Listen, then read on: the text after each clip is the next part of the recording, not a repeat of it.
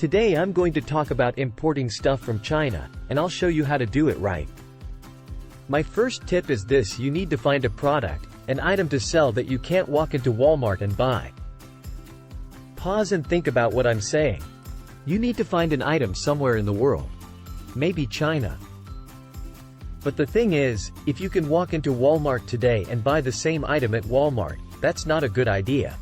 The reason I say this is because you need to find things that are hard for customers to find. Therefore, they have to go online to buy the item. Alright, here's the second tip. The next tip is this. You'll find ways to find suppliers. Alibaba, Google. But ultimately you need to get in touch with the manufacturer in China. You will receive an email when you are ready to contact the manufacturer in China.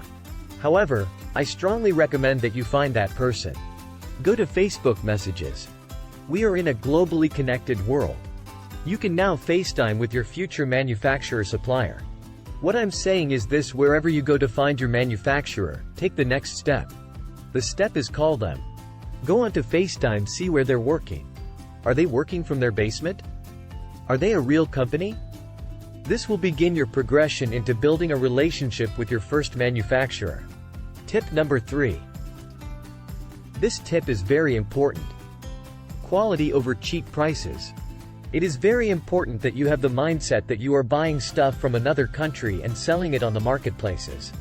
I want you to have this attitude that if your customer is unhappy, they just click a button and you pay to bring them back from where you sold them. Therefore, it is very important to prioritize quality when sourcing items from manufacturers. This is my fourth tip. This tip is the opposite of what many other importers will tell you. You need to find a supplier. Not the manufacturer, but the supplier that others will talk about.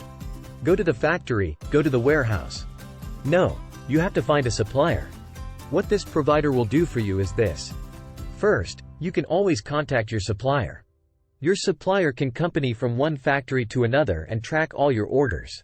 Your supplier, your friend.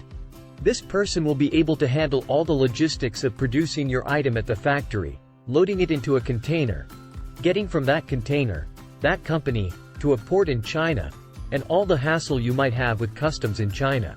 Your provider, who is also your friend, will be able to handle all these situations for you because they have grown with you.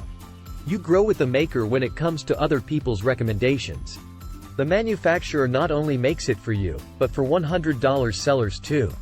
They're just going to throw that fool to the curb. For every problem you have, they say, good luck. Here's my controversial tip, which is to find a really good supplier. Your suppliers will be able to have logistics services from Beijing to Shanghai, Shenzhen, Guangzhou, Shantou, etc. Your suppliers will do all this with you, because as you grow, so will they. My final tip is this, guys.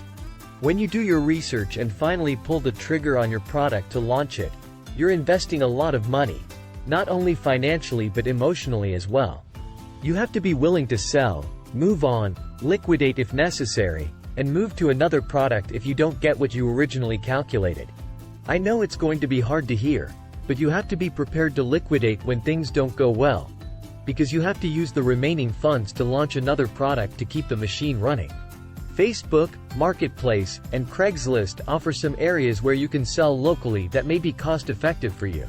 If you found this video helpful, do comments and do give this video a thumbs up. Talk soon and take care.